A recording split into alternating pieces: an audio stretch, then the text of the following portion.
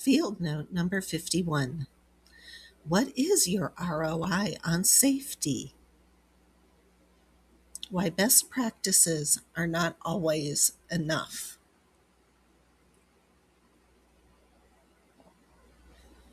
By Beth Pasek. When I first sat down to my writing, one thing I wanted to protect was the voice. I did not want to sound corporate. That is why these are called field notes. But on the business side of the equation, I also needed the work to reflect something else. There is a real corporate safety professional sitting underneath the storyteller. That is why, if you have watched the evolution of some of my articles and my free download PDFs, you can see the language changing. Early on, I wrote more in the best practices mode. Over time, though, the writing shifted toward the general duty clause acknowledgement. Not because I suddenly wanted to sound more formal, but because the more I looked at pet care through a safety lens, the more obvious it became that best practice language was often masking something really important. And we have the production manager on scene yelling here this morning. That's Sooty. Good morning, Sooty. In some situations, describing a hazard as a best practice may actually be understating the risk.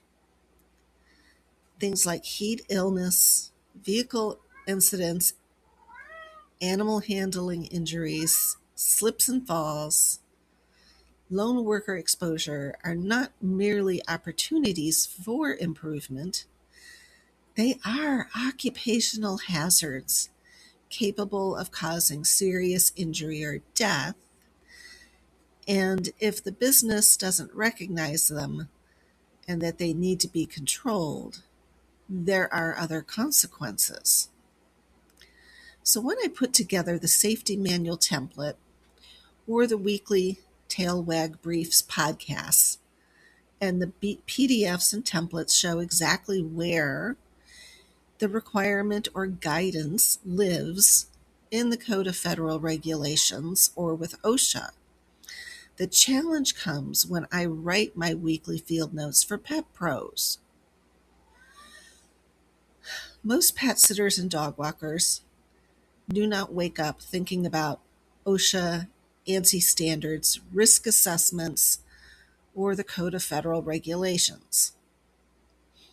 They think about difficult clients, those loose dogs, those icy sidewalks, maybe it might be the extreme heat, or long work days over the holidays. They call their solutions boundaries, policies, or best practices.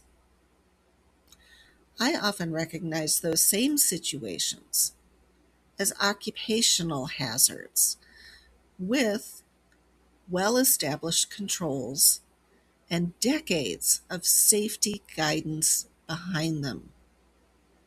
My role is not simply to provide an answer, but to explain why the answer exists and where it comes from. It is not that I quote CFRs like a Bible preacher. In fact, I still go back and double check myself. But I have lived in safety long enough that certain things register before I can always explain why. I can look at a Home Depot employee using a lift and see that the fall protection being used is worthless. I can look at a tree company rigging a load and know it is going to fail without having to do all the calculations to prove that the load is wrong. I can also know which gloves should be used to scoop kitty litter. But that is what a field safety manager does all day, every day. One kind of safety professional sits at a desk and drafts policies. The other spends time in the field, knows those policies like the back of their hand, and learns to recognize hazards almost instinctively. And that is the part I have challenged myself to translate for the pet care industry. Steve from Outside Feet gave me a great question this past week. And I do mean great, because it helped me see something I had been missing. His question surfaced the gap between what my followers hear and what I have lived as a safety professional. Steve asked whether the flashlight on his iPhone was good enough. A pet sitter hears a question about convenience. A field safety manager hears a question about illumination levels, trip hazards, visibility, and whether the control, the phone, is reliable enough for the environment. We were both talking about flashlights, but we were approaching the problem from two very different places. That exchange helped me realize that many of the things I consider obvious are only obvious because I spent years being trained to see the work through a safety lens. And most pet sitters have never been exposed to that lens. They're not wrong. They simply have a different frame of reference. I have sat in negotiations with the BWC, the EEOC, OSHA, and attorneys over a 6-foot ladder an employee failed to use correctly. The difference on the table was not small. It was the difference between a $100,000 ask and a $10,000 settlement, because an employee leaned a ladder against a tote tank and the setup failed. For those of you who don't know, yeah, there are basic ladder requirements in the Code of Federal Regulations. You can find them at 29 CFR 1910.23, ladders. And even though the employee failed to inspect the ladder that day and used it incorrectly, the company's training program mattered. And it saved the company roughly $90,000, though not without the cost of lawyers. Open field notes sidebar. The myth of the workers' comp shield. While workers' compensation is generally the exclusive remedy for workplace injuries, employers are not automatically insulated from every safety-related consequence. One example is a VSSR claim. A VSSR violation of a specific safety requirement. If an employee is injured because your business failed to meet an explicit safety code, such as providing compromised gear or skipping a mandatory training, the state can issue a VSSR penalty. This penalty is paid directly out of your business pocket, not the state fund. If this raises legal questions for your business, speak with your attorney. If it raises safety system questions, speak with a safety professional familiar with your business and the work your team actually performs. Close sidebar. Continuing. That is the part business owners often miss. Safety is not only about whether something bad happened. It is about whether the business had a system in place before it happened. BWC attorneys and OSHA citations usually enter the picture after something has already gone wrong. A safety professional should be involved before that point. The goal is not to build paperwork for a claim file after an injury. The goal is to recognize the exposure while it still looks like an ordinary work task on a Tuesday afternoon. Steve's question about the flashlight in my PPE podcast last Wednesday lives in that same space. In the podcast, I made an off-the-cuff comment about an iPhone flashlight does not count as acceptable lighting. That point was not even in the original script. It came up spontaneously during the recording. And afterward, I found myself asking why I felt the need to make that distinction in the first place. And that answer is the phone flashlight is a convenience feature. It is not a reliable safety control. And OSHA is looking at resolving foreseeable hazards. That same question shows up all over in pet care. An employee uses the wrong gloves for a deep clean after a dog has a major accident in the house. Do you know what kind of gloves they should be using? Latex? Nitrile? The used yellow gloves that have been sitting under the kitchen sink? Or in the sun on the back seat of a car? Is a leash a type of PPE in dog walking? That is actually a good question. Most of us already understand the hazard of retractable leashes. First-time dog walkers learn very quickly about cord burns, sliced fingers, and poor control. Many businesses ban them.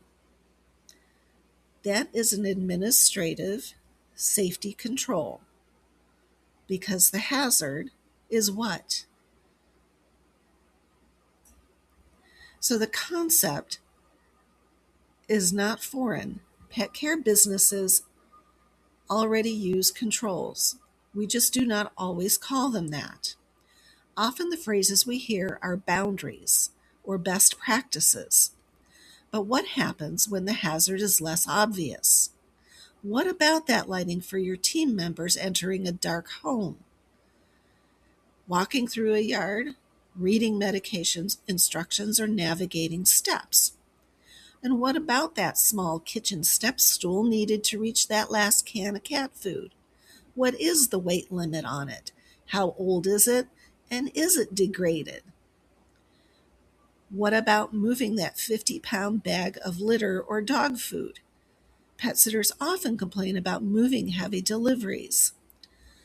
Some have already notified clients that large deliveries will not be brought inside and that other arrangements must be made. These may sound like small details, but they are not. As companies grow, some of these hazards carry long-tail risks if things go wrong, especially when a business becomes large enough that a plaintiff employee starts wondering just how deep the company pockets really are. They are the places where pet care business operations quietly cross into occupational safety. This is the layer I look for when I review operations manuals and safety policies.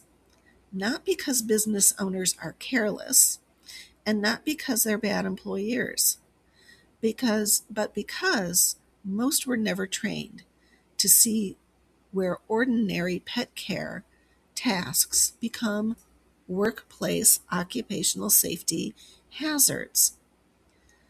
Something as simple as a flashlight, a step stool, a leash, or even a phone can seem like simple everyday tools, but in a safety context, none of them automatically solve the hazard you may be associating them with solving. And a written policy does not automatically mean a defensible safety program. And that is why safety professional experience matters. It teaches you to see the gap before the injury, complaint, citation, claim, or an attorney teaches it for you. None of this that I've talked about this morning are obscure industrial concerns. They are the baseline for safety references that sit underneath ordinary pet care work. The selected references cover OSHA 29, CFR 1910, 132 and 138, 29 CFR 1910-23, and OSHA CFR 1926.56. OSHA Workplace Violence Prevention Guidance for Healthcare and Social Worker Services, and the NIOSH Ergonomics and Lifting Resources. Close resource box. The point is not that every pet sitter needs to memorize OSHA regulations.